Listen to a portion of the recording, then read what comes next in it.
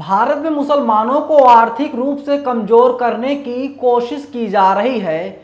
गुजरात से एक मामला सामने आया है। दरअसल गुजरात के बनासकांठा से एक चिट्ठी वायरल हो रही है, या यूं कह लें कि एक लेटर हेड है जो वायरल हो रहा है। लेटर हेड में साफ साफ लिखा गया है कि अगर कोई भी व्यक्ति मुसलमानों से, जो मुसलमान फेरी वाले हैं, अगर उनसे कोई सामान लेता है तो उनके ऊपर 5100 रुपये का जुर्माना लगाया जाएगा। ऐसा इसलिए कहा जा रहा है क्योंकि उदयपुर में जो मामला हुआ है, दर्जी करहैयालाल की हत्या कर दी गई। दरअसल उसके आरोपी मुसलमान हैं और इसीलिए हर बार की तरह इस बार भी मुसलमानों को कमज़ोर करने की कोशिश की जा रही है। जब ये पूरा मामला मीडिया में आया, जो लेटर हेड है सोशल मीडिया पर वायरल होने लगा, इसके बाद जो जिला प्रशासन है वो हरकत में आया और पुलिस कार्रवाई करने की बात कर रही है। लेकिन जब हम वीडियो रिकॉर्ड कर रहे हैं, अभी तक कोई भी एक्शन पुलिस प्रशासन की तरफ से नहीं लिया गया है। वहीं जो जिला विकास अधिकारी हैं, उनका कहना है कि जिन्होंने इस लेटर हेड को जारी किया है, जिन्होंने इस फरमान को जारी किया है, उनके पास कोई भी अधिकार नहीं है। वे इस तरीके के लेटर हेड को जारी नहीं कर सकते और जिसने भी जारी किया है उनके खिलाफ कानूनी कार्रवाई की जा रही है। फिर मैं आपको एक बार बता दूं, जब हम ये वीडियो रिकॉर्ड कर रहे हैं, अभी तक कोई भी कार्रवाई उनके ऊपर नहीं की गई है, जो पूर्व सरपंच हैं जिन्होंने इस लेटर हेड को जारी किया है। आप अपनी स्क्रीन पर देख पा रहे होंगे कि एक लेटर हेड है जो गुजराती लैंग्वेज में लिखा गया है। बाकायदा उस पर नीले रंग की स्टैंप से मोहर लगाई गई है, नीले रंग की स्टैंप लगी हुई है, उस पर साइन किया गया है, यानी हस्ताक्षर है जो पूर्व सरपंच हैं जिनके पास अधिकार नहीं है। जिला प्रशासन लगातार यह कह रहा है कि जो अभी वहां पर चुनाव नहीं हुआ है, वहां पर अभी कोई सरपंच नहीं है, इसलिए कोई आदेश जारी नहीं कर सकता।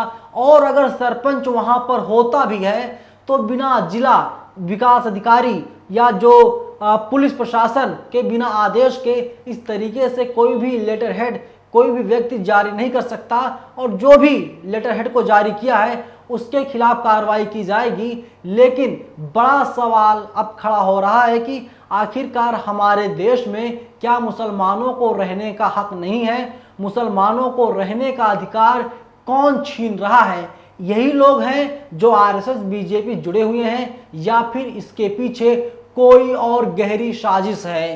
क्योंकि देखा जा रहा है कि जहां पर भी घटनाएं ऐसी सामने आ रही हैं, जो भी आरोपी होता है उसके तार बीजेपी से कहीं ना कहीं जुड़े हुए होते हैं। उदयपुर का जो मामला है, इसके जो आरोपी हैं, पुलिस तो कह रही है कि अभी तक 4 आरोपियों को गिरफ्तार कर लिया गया है, लेकिन जो मुख्य आरोपी है, अभी तक ये जानकारी निकलकर सामने आई है कि उसके संबंध बीजेपी से हैं। और एक तरीके से इस नज़रिए से देखा जा रहा है कि बीजेपी ही, आरएसएस के लोग ही मुसलमानों को कमज़ोर करने की कोशिश में जुटे हुए हैं। उन्हें आर्थिक तौर पर आगे ना बढ़ने दिया जाए, क्योंकि अगर कोई भी व्यक्ति फेरी वाला जब फेरी लगाएगा, कोई भी सामान बेचने के लिए आएगा, तो जाहिर सी बात है जब सामान की बिक्री होगी तो उससे कुछ मुनाफे भी होंगे। जब मुनाफा होगा तो अपने घर परिवार को आसानी के साथ अच्छी तरीके से चला पाएगा। लेकिन जब व्यक्ति जो फेरी वाला होगा, जब उसके सामान बिकेंगे नहीं, तो आर्थिक रूप से कमज़ोर होगा, परेशान होगा। और जो भी व्यक्ति सामान लेगा उसके ऊपर 5100 रुपये का जुर्माना लगाया जाएगा। आपको पता ही होगा कि इस बढ़ती महंगाई में और जिस तरीके से लोगों की नौकरियां जा रही हैं, लोग बेरोजगार हो रहे हैं, 5100 रुपये लोगों के लिए एक बड़ी रकम होती है। कौन सा व्यक्ति चाहेगा कि मुसलमान फेरी वाले से सामान ले? कोई नहीं लेगा। तो मुसलमानों को आर्थिक रूप से कमज़ोर करने की कोशिश की जा रही है। सोशल मीडिया पर लोगों की तमाम प्रतिक्रियाएं आ रही हैं, लोग इसका जमकर विरोध कर रहे हैं। जब पूरा मामला मीडिया में आया, सोशल मीडिया पर वायरल हुआ, इसके बाद अधिकारी कर्मचारी हरकत में आए और उन्होंने इस पर कार्रवाई करने की बात कही है। लेकिन फिर बड़ा सवाल खड़ा होता है कि कार्रवाई करने से क्या होगा? कार्रवाई करने से जो मानसिकता है, क्या लोगों की मानसिकता बदल जाएगी या फिर नहीं बदलेगी? मुझे तो नहीं लगता कि लोगों की मानसिकताएं बदल जाएंगी, क्योंकि हमारे देश की जो मेन स्ट्रीम मीडिया है पूरे दिन सुबह से लेकर शाम तक हिंदू और मुसलमान करवाने में जुटी हुई है। आपको पता ही होगा कि डीएनए प्रोग्राम आजकल सुधीर चौधरी नहीं कर रहे हैं, क्योंकि उन्हें जी न्यूज़ से निकाल दिया गया है। उनके जगह पर रोहित रंजन नाम के पत्रकार है, वो डीएनए प्रोग्राम इन दिनों कर रहे हैं। 2 दिन पहले क्या हुआ था वो भी आपको पता ही होगा कि किस तरीके से राहुल गांधी की छवि को बदनाम करने की कोशिश जी न्यूज़ के द्वारा की गई, वो भी डीएनए प्रोग्राम में जो रात 9 बजे टेलीकास्ट होता है। यानी जो देश की मीडिया है वो एक तरीके से जो विपक्ष के नेता हैं, राहुल गांधी हो, अखिलेश यादव हो, मायावती हो, मुलायम सिंह यादव हो, लालू यादव हो, तेजस्वी यादव हो, जो जितने भी नेता विपक्ष के हैं,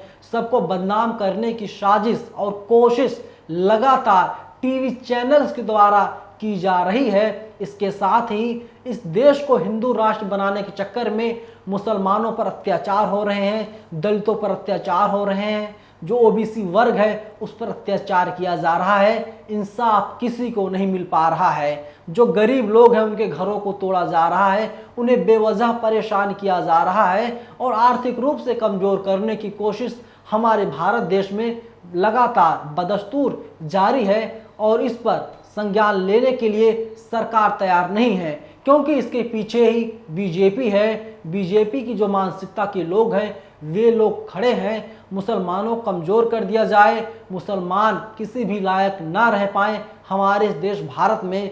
कहने के लिए कहा जाता है कि यहाँ पर सभी धर्मों का सम्मान होता है, मेरा भारत महान है, लेकिन मेरा भारत कितना महान है ये किसी से छिपा नहीं है। आप भी देख रहे होंगे कि तमाम वीडियोज़ सोशल मीडिया पर वायरल होती रहती हैं, ट्विटर पर ट्रेंड चलता रहता है। अभी कल एक वीडियो गाजीपुर से आया था, जहां पर एक दलित महिला के साथ छेड़खानी करने की कोशिश बीच रास्ते में की जाती है। जब महिला इसका विरोध करती है तो जमकर मारपीट महिला के साथ की जाती है। तो दलित सुरक्षित नहीं है, ओबीसी सेफ नहीं है, मुसलमान सुरक्षित नहीं है, तो हमारे देश में जो 2-4-10% जो ये जनरल कास्ट के लोग हैं यही लोग सेफ हैं। इसके अलावा हमारे देश में कोई सेफ नहीं है। तो इससे साफ अंदाज़ा लगाया जा सकता है कि हमारे सरकार की भूमिका क्या होनी चाहिए और जो हमारी गवर्नमेंट है वो क्या काम कर रही है।